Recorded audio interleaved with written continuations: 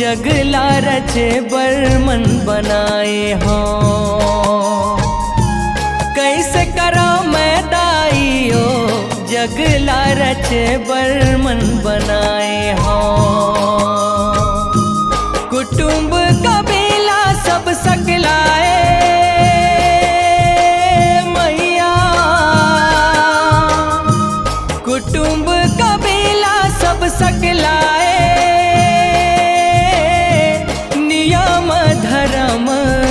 बताए हो। कैसे करा मैं दाइयो जगला रचे बर्मन बनाए हो, कैसे करा मैं दाइयो जगला रचे बर्मन बनाए हो।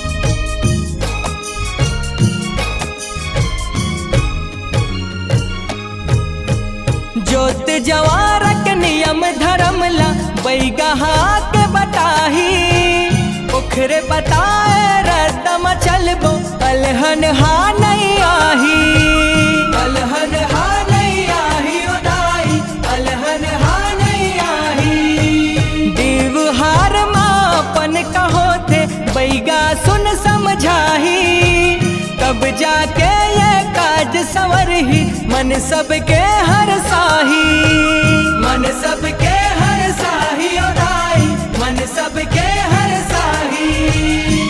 बेरा नवरात के आगे मैया, बेरा नवरात के आगे काली ये काम बताए हो।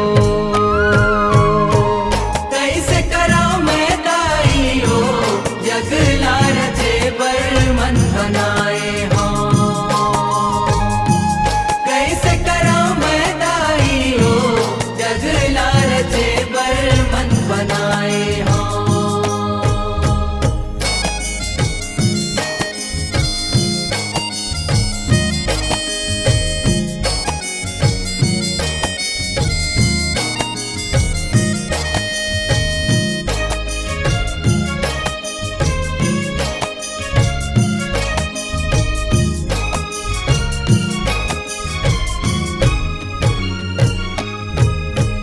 घर दुआर ललिप पोत के सुघर बबरत करके, करिया हरिया बैगा बबाहा बिरही भिजो के रखते, बिरही भिजो के रखते दाई, बिरही भिजो के रखते।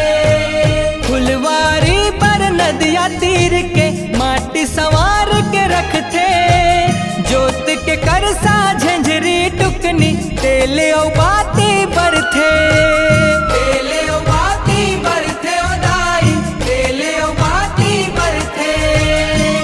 हुम धूप खापर मंगाए मैया, हुम धूप खापर मंगाए, तीन रंग ध्वजा लहराए हो।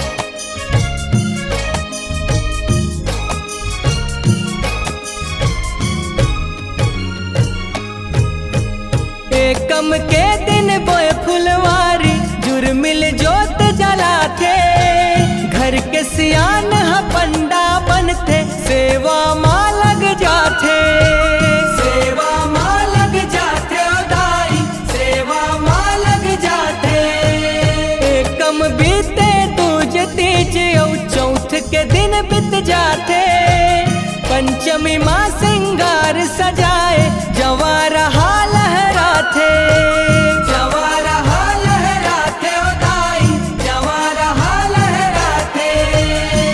छठ माँ बाना पर घाए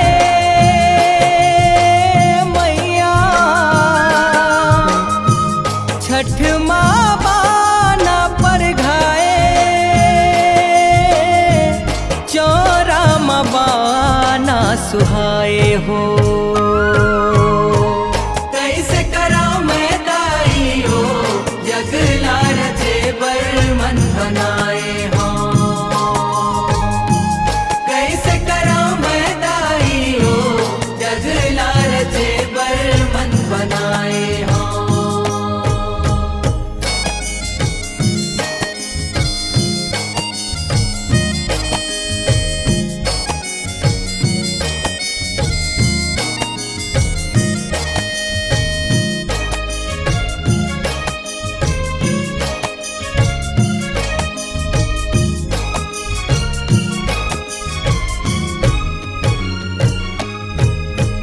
करसा ऊपर करसा चघत है, धूम धूप महकत है।